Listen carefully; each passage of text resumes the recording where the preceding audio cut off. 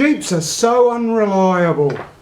They are so unreliable. Let me give you an example. I'm going to give you an example of a YouTube video I saw recently about how unreliable Jeeps are. And what it was a woman had gone shopping at night, and she'd come out of the shops to the car park, pitch black, and she got in her Jeep Wrangler and turned the key.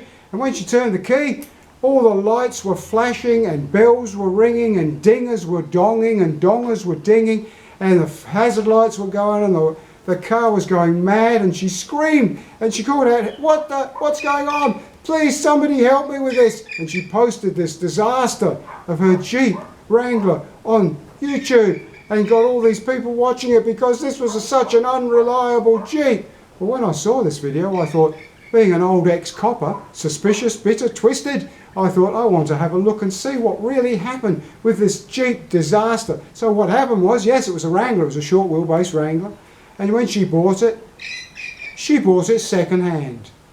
And when she got home with the Jeep of her dreams, all she could afford was the second-hand Wrangler. When she got home with the Jeep of her dreams, she parked it in her driveway and she went in the house. When she came out the next morning, she'd left her headlights on and the battery was flatter than many people believe the earth is.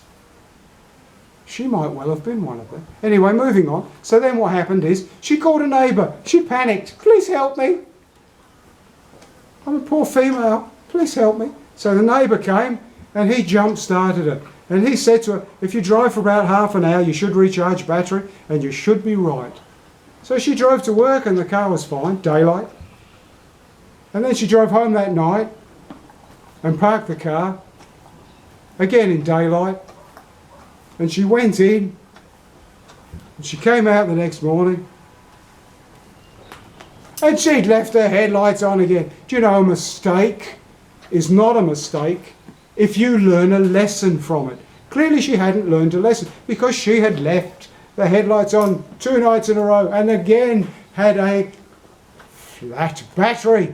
So this time the neighbour has obviously said enough's enough, has done a runner, pretends he's out or something, but she actually has to call one of those various, what do you call them, RAR, anyway, you know, the mobile helpers of idiots and breakdown people. I shouldn't say of idiots, but breakdown people, helps out people broken down. She calls one. When this man comes, he says to her in part, this is an old battery. This isn't a very good battery.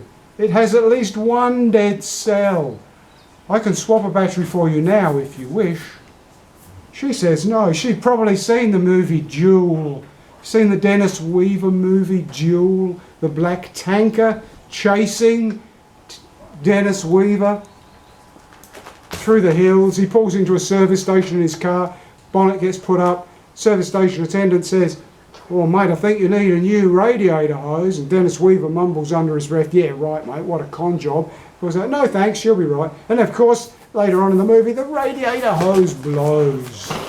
So much like the movie Duel, she says to the guy, no, she'll be right, I don't want a new battery, I'll be right. And so then what she does is she drives off and she goes to work and the car recharges itself. What a wonderful car, this car is still going for her, isn't it amazing? And after work she drives home again. What a car, it's still all daylight. But then what happens is she decides she needs 14 bottles of Coke and some pizza and some potato chips and all of the, I'm just making that bit up, but what happened is now it's after dark and she wants to go shopping at her local shop. So she gets in her car and it starts and she drives to her local shop in the dark using headlights, and then she gets there and when she parks in the car park, lordy, she remembers to turn the headlights off this time, except she has stuffed that battery. She has flattened it once and had a neighbour recharge it. She's flattened it twice and had a guy come out and tell her your battery's rooted, as we say in Australia, stuffed, shagged, whatever word, knackered, whatever word you use in whatever country, she gets told the battery's stuffed, and somehow this fabulous Jeep keeps trying to help her until at last it says, enough is enough, and the lights flash and the dingers ding and bells ring. That gets posted on YouTube and half the million people say, never buy a Jeep, they're so unreliable. So there you go, there's the story of just one of many, many, many people that post stories about Jeeps that need to be delved into possibly a little more. Anyway, there you go, end of story. My Jeep in the background, love my Jeep. Love my Jeep, don't we, mate? We love our Jeep. We love our Jeep. Righto, till next time. Cheers.